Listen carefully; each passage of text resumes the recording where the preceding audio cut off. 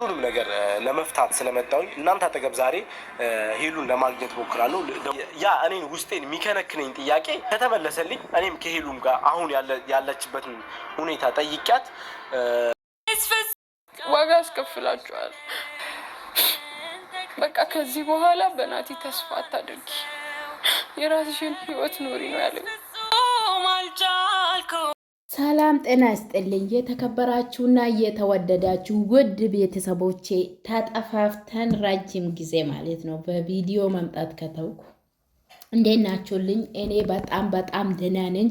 ዛሬ በጣም ደስ ብሎኛል ማለት ነው። ደስ ብሎኛል፣ እግዚአብሔር ይመስገንና በመጀመሪያ ላይ ድምፅ እንደሰማችሁት የናቲና የሄሉ ነገር በጣም አሳስቦኛል፣ አስጨንቆኛል። ማንም ሰው እንዳስጨነቀ እኔንም አስጨንቆኛል ማለት ነው። ውድ ቤተሰቦች ፍቅር ማለት በጣም ከባድ ነው። እኔ ማለት ነው ሄሉን በጣም ከልቤ ነው የሚወዳት። ሄሉ ማለት ለእኔ ጀግና ናት።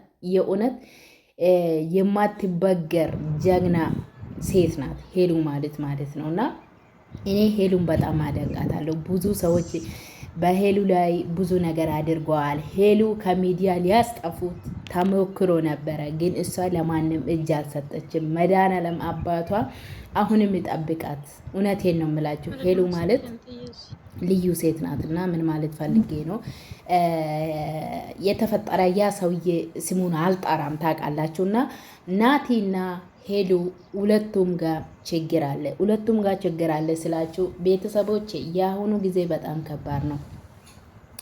ማንም ከማንም ጋር የእውነት ኤት ላርሱ ለየት ጥሩ አይደለችም በአሁኑ ዘመን ማለት ነውና ሄሉም እኔ ሄሉ ጋም እውነታ አለ፣ ናቲ ጋም እውነታ አለ። ግን ይሄ እውነታ ቢወጣና ሁለቱ ቢታረቁ የእውነት እኔ ደስታዬን አልችለውም። እኔ እንድታረቁ ነው ብሎ እባካችሁ ለዚህ ቤት አዲስ ከሆናችሁ ላይክ፣ ሼር፣ ሰብስክራይብ አድርጉልኝ፣ አበረታቱልኝ ማለት ፈልጋለሁ። በዚህ አጋጣሚ ሄሉሻ የኔ ቆንጆ ስልክ ተደውሏት ናቲ ለአንቺ አይሆንሽም፣ ናቲ ለአንቺ አይሆንም፣ አንቺ የራስሽን ህይወት ኖሪ ብሏት ለሄኑ ተናገራት። ናቲ ደግሞ ታውቃላችሁ እንደሚባለው እስር ቤት ነበረ፣ የማይሆን ቦታ ውስጥ ነበረና ሄሉ ማግኘት አልቻለም። ሄሉ ማለት ናቲም በጣም ትወዳለች፣ በጣም ታፈቅረው ነበረ። ናቲም እንደዛ ነው ማለት ነው። ስለዚህ እቺ ልጅ ምን ታርግ? እናንተስ ቢሆን ውድ ቤተሰቦቼ ሄሉ የለበሰችውን ጫማ ለብሳችሁ ራሳችሁን እዛ ውስጥ ማየታችሁን እንዳትረሱ ማለት ነው የሚፈልገው። ሄሉ እንደዚህ ተብሎ ስለተነገራት ሌላ ሰውን አፈቀረች። ምክንያቱም ሴት ናት፣ እድሜ ቁጭ ብለው አይጠበቀንም። ሌላ ሰውን ወደደችው ማለት ነው፣ ፍቅር ጀመረች። ሄሉ ግን በጣም ጠንቃቃ ሴት ናት። እግዚአብሔር ይወዳታል። እውነቴን ነው የምላችሁ እያልኩበት ምክንያት መጨረሻ ላይ እናገራለሁ። እና ከማንም ጋር ንክኪ የላትም ሄሉ፣ ከማንም ጋር አትለጣጠፍም። ልጥፍጥፍ ሴት አይደለችም። እውነቴን ነው የምላችሁ። እኔ ማደንቃት ሴት ብትኖር ሀይሚና ሄሉን በጣም ነው የሚወዳቸው። ከማንም ጋር ወንድ ጋር ራሱ ቢመጡ አይለጣጠፉም። ብዙ ሴቶች እኔ እንትን ናቸው ማለቴ ሳይሆን ይለጣጠፋሉ። የውሸትም ቢሆን ፕራንክም ቢሆን ልጥፍጥፍ ይላሉ። ሄሉና ሀይሚ ግን ለየት ያሉ ናቸው። ሄሉ በጣም ልዩ ሰው ናት፣ አትለጣጠፍም። እውነቴን ነው የምላችሁና ይሄ ሰውዬ ይሆነኛል ብላ ወደደችው። ከወደደችው በኋላ አልተስማሙም፣ ተለያዩ። ምንም ንክኪ የላትም፣ ተለያየች ሄሉሻ ማለት ነው። ስለዚህ ከተለያየች በኋላ ደግሞ ናቲ ደግሞ ለረጅም ጊዜ ጠፍቶ ነበረ። ስታለቅሲ ነበረ፣ ስትፈልጎ ነበረ ሄሉ ማለት ነው። እውነቴን ነው የምላችሁ፣ ስትፈልጎ ነበረ እቺ ሴት እና ግራ ተጋባች። ከዚህ ሰውዬ ጋር ተገናኘች ማለት ነው። በመጨረሻ ናቲ መጣ። እውነቱን ነው የተናገረችው። ለምን አልፈለከኝም? እኔ ራሱ ግራ ተጋብቼ ነበረ፣ አልፈለክኝም አለች። እውነቷን ነው የተናገረችው። ታዲያስ አሁን ምን አለበት ብትታረቁ ሁለታችሁ? የእውነቴ ነው። እኔ ሚዲያ ሊጠላ ነኝ እኔ ማለቴ በቃ ብዙ ጊዜ የሚወዳቸው ሰዎች የት ይደርሳሉ ብለን እነሱ ስናየው ይለያያሉ። ለምን? እኛስ ምን እያስተማራችሁን ነው? ስለዚህ እባካችሁ ናቲም ሆነ ሄሉ ይቅር ተባባሉ። በቃ ሄሉ ይቅርታ ተጠያየቁና ወደ ድሮ ተመለሱ ማለት ነው። አሁንም ሄሉ የእውነት ሌላ ሰው ልቧ ውስጥ የለም ማለት ነው። ናቲን በጣም ትወዳለች፣ በጣም ታፈቅራለች። እውነቴን ነው። ናቲም እንደዛ ነው ማለት ነው። ናቲም በጣም ይወዳታል፣ በጣም ያከብራታል ብላለች። እሷ ራሱ በቪዲዮ ላይ ተናግራለች፣ እሱም ተናግሯል። ሁለቱ እየተዋደዱ ሁለቱ እየተለቃቀሱ ለምንድን ነው የሚለያዩት? ምንድን ነው ምክንያታችሁ እንዴ? ሰው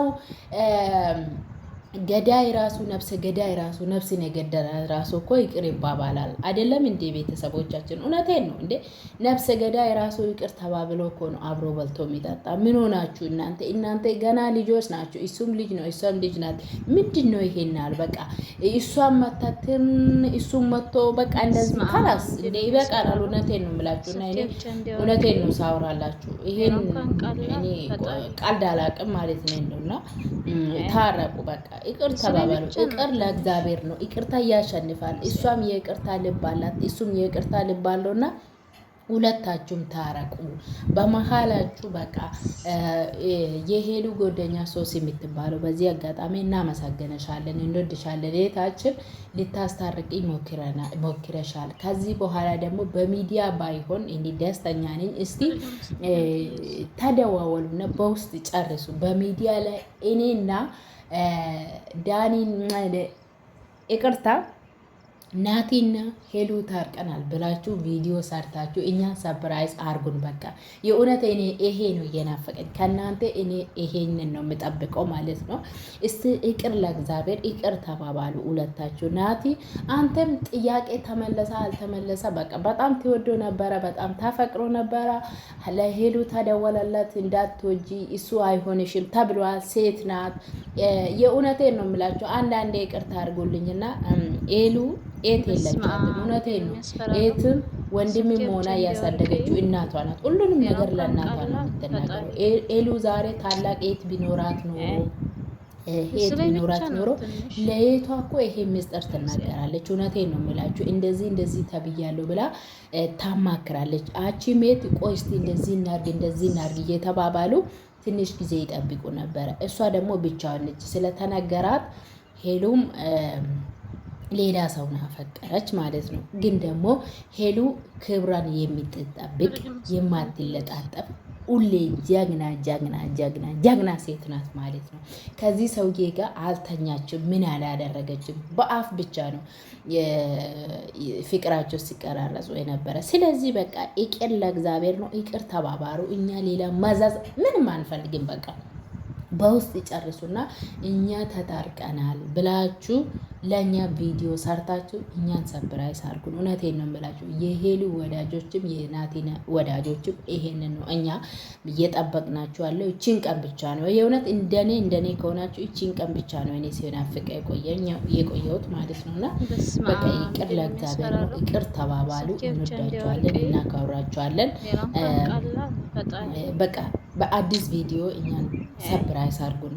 እንጠብቃችኋለን። ተስፋ አንቆርጥም።